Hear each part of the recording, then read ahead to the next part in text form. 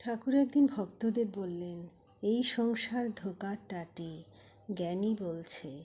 যিনি জ্ঞান অজ্ঞানের পার, তিনি বলছেন মজার কুঠি। সে দেখে ঈশ্বরী জীব জগৎ এই সমস্ত তারই সৃষ্টি। তাকে লাভ করার পর সংসার করা যেতে পারে, তখন নির্লিপ্ত হতে পারে।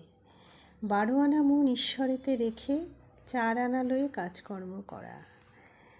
আরেকটি হচ্ছে গুরুবাক্যে বিশ্বাস। তার বাক্য ধরে ধরে গেলে ভগবানকে লাভ করা যায়।